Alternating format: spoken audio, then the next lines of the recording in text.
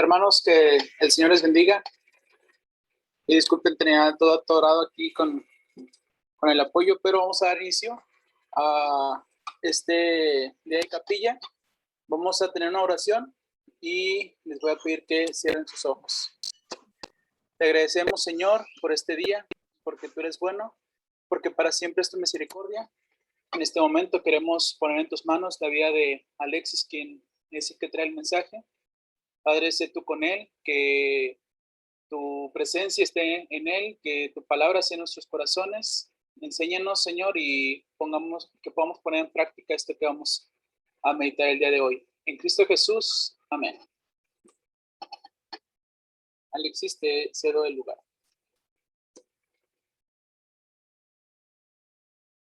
Ahí está. Me escuchan fuerte y claro, ¿verdad?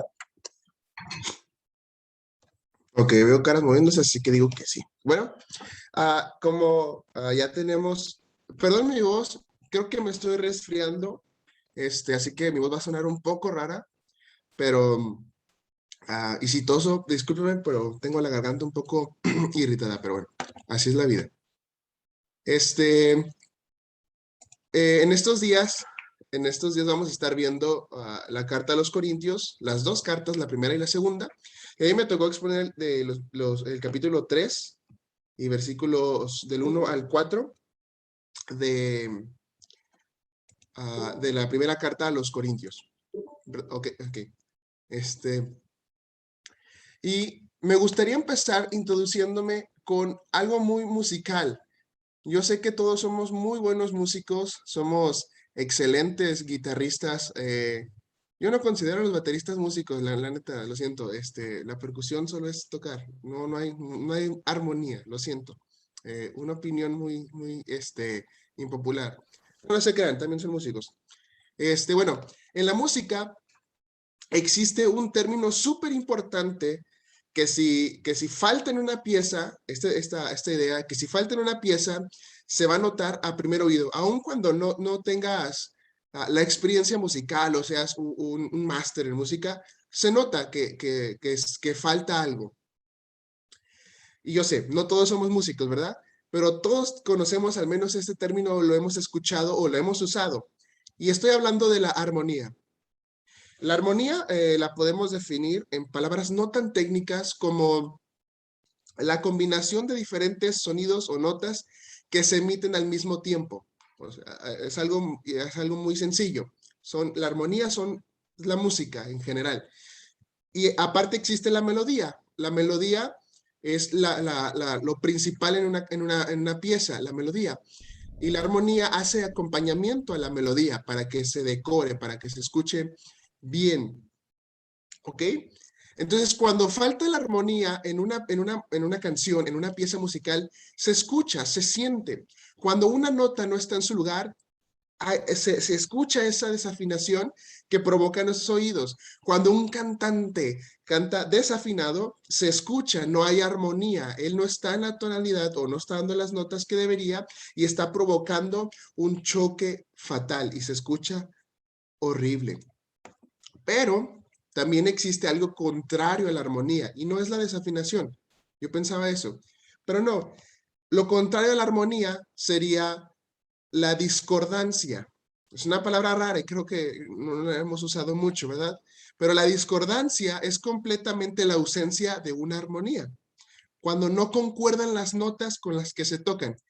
Y miren, les voy a poner, perdón, les voy a poner un audio que sale de una pieza que se llama La flauta mágica de Mozart. Y esta parte, este solo de una soprano, se llama La Reina de la Noche.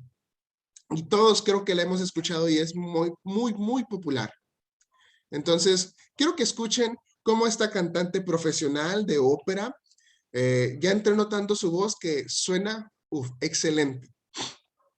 Escuchen, por favor.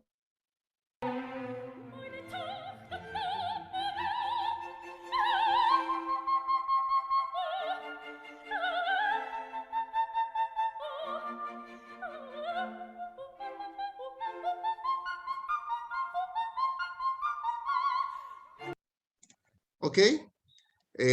Vocalmente, una persona que no está entrenada, tratar de alcanzar esas notas sería muy difícil. E incluso si lo trata de hacer forzando mucho su garganta, se puede lastimar. Así que no se los recomiendo que lo hagan, por favor. Ayer yo.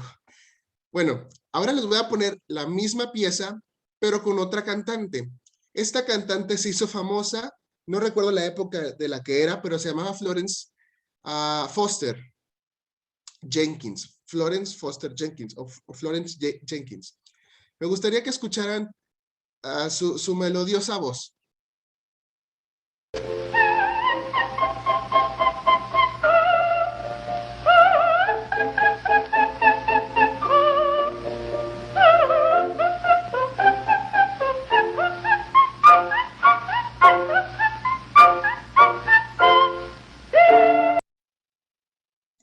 ¿Ok? ¿Escucharon, notaron esa diferencia abismal que hay entre una profesional y una que se cree cantante de ópera? Aunque no la crean, esta mujer fue famosa, muy famosa, y dio varios conciertos. La gente se quería reír, pero ella pensaba que pues iba por gusto a la música. ¿Y por qué les pongo esto? Precisamente por lo mismo. En la primera pieza, o en el primer video, tenemos lo que es la armonía en su totalidad y en su definición. Son notas precisas, notas afinadas, los músicos están bien y la cantante está bien, bueno, la soprano. En la segunda, tenemos una completa ausencia de una armonía. El pianista está tocando bien y las notas que son, pero la voz no. Y está haciendo una discordancia. Bueno, ¿por qué menciono esto de la discordancia? Porque así precisamente es la iglesia de los Corintios. Esta iglesia no estaba en armonía con su Señor ni en armonía con ellos. Estaban divididos. Habían personas que se creían de Pablo, otros de Cefas y otros de Apolos. Estaban completamente divididos estas personas. Esto provocó, bueno, lo que provocó esto son las peleas, los celos, las contiendas y todo eso. Por eso Pablo les recuerda en su capítulo 1 que Cristo no está dividido. Y algo muy importante, que Pablo vino a ellos con palabra de predicación, no de profecía. Una palabra tan importante que era la predicación, que fue un misterio que el Señor ocultó por años hasta que decidió revelarlo a la iglesia. Bueno, al mundo, mejor dicho.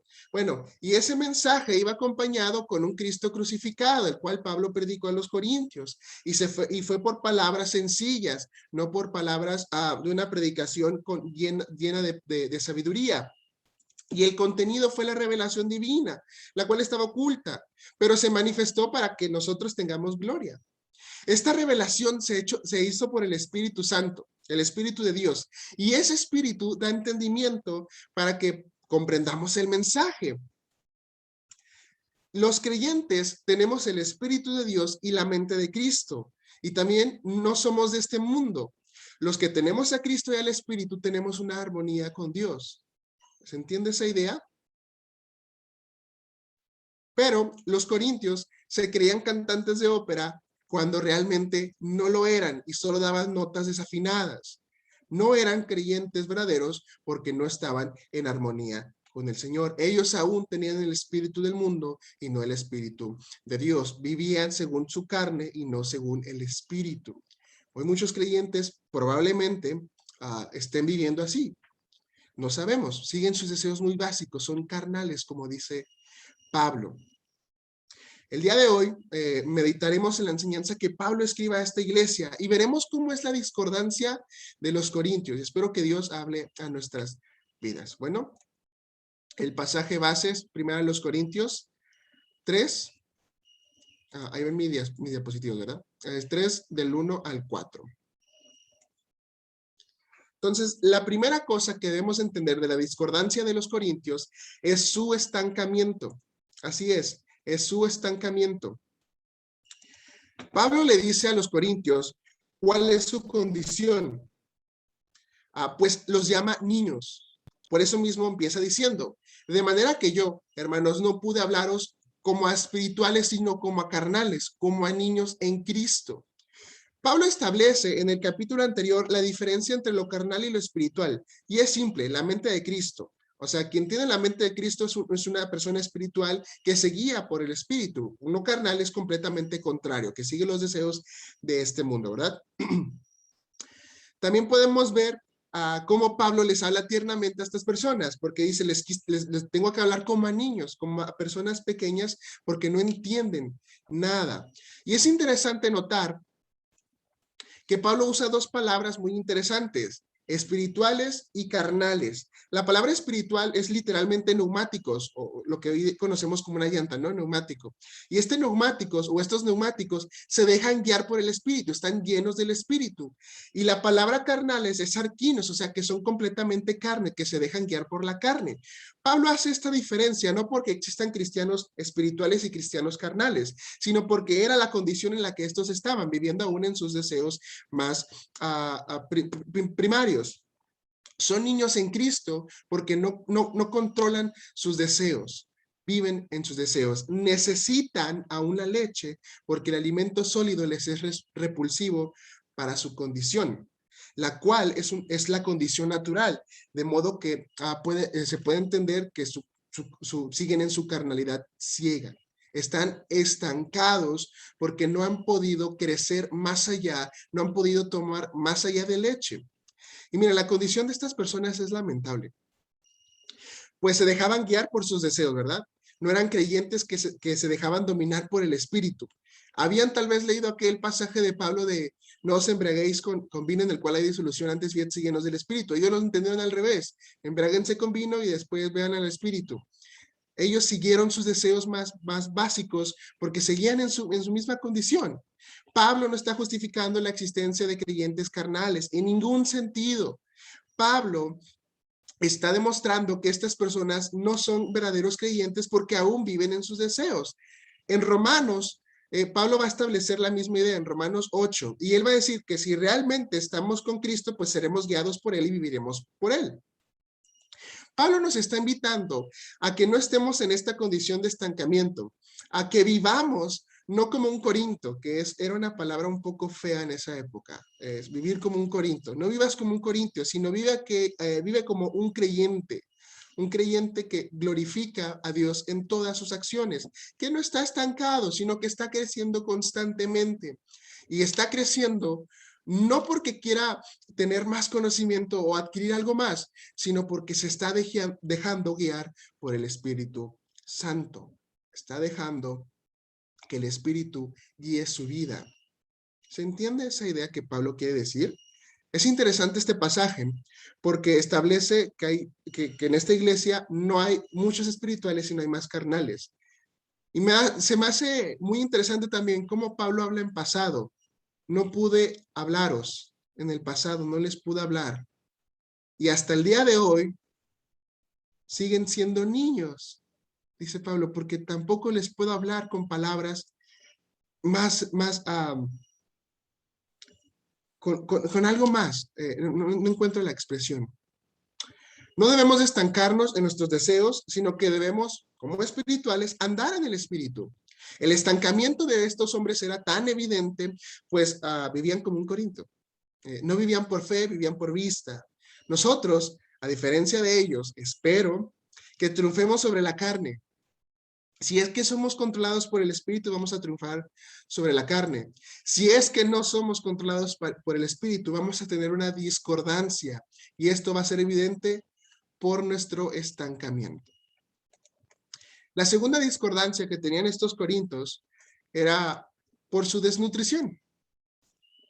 Pablo nos dice primero que estos hombres están estancados y que no han crecido y son niños. Por lo mismo, aún no pueden procesar lo sólido o una comida más fuerte. Y eso provoca una desnutrición. Por eso dice, os di a beber leche y no vianda, porque aún no eras capaces, ni sois capaces todavía. Es evidente que no han crecido. Pablo trata a estos hombres como lo que son, niños que necesitan un alimento sencillo. Miren, la desnutrición es la ausencia de calorías suficientes, nutrientes necesarios, vitaminas, minerales, etcétera, que son necesarios para nuestra buena salud. Bueno, estas personas no tenían esa buena salud, estaban desnutridos. Podemos también decir que estaban raquíticos en los huesos. Y miren, algo importante también que Pablo establece es que tenemos un proceso, ¿no? Somos niños a veces en Cristo que vamos creciendo y madurando. Cuando uno es niño necesita leche y la leche materna, tan siquiera en los primeros 6 meses, ofrece los nutrientes necesarios para un buen desarrollo.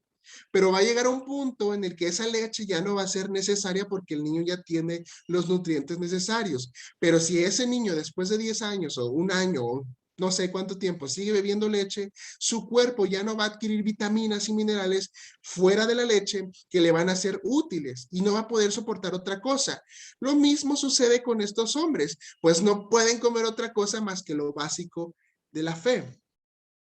O como dice en la carta de Hebreos 5:12, porque debiendo ser ya maestros después de tanto tiempo, tenéis necesidad de que os vuelva a enseñar cuáles son los primeros rudimentos de la palabra de Dios, y os habéis llegado a ser tales que tenéis necesidad de leche y no de alimento sólido. Muchos creyentes aún beben leche y no pueden comer otra cosa por muchos factores, pero la principal es lo que dice Pablo: no tienen la mente de Cristo, son carnales, no son espirituales. No son capaces de tener un discernimiento espiritual porque no tienen al Espíritu. Pablo lo dice en el capítulo anterior, que lo que entendemos, el mensaje que Pablo está dando, se entiende de manera espiritual, se discierne de manera espiritual. Ellos no pueden discernir el mensaje porque siguen siendo carnales. Están en sus deseos. No soportan una enseñanza, no quieren escuchar, abandona tu pecado, no quieren escuchar, sigue a Jesús cada día, no quieren escuchar, toma tu cruz y síguelo, négate a ti mismo, deja esto otro y sigue solamente a Jesús. Ellos ya no quieren escuchar eso.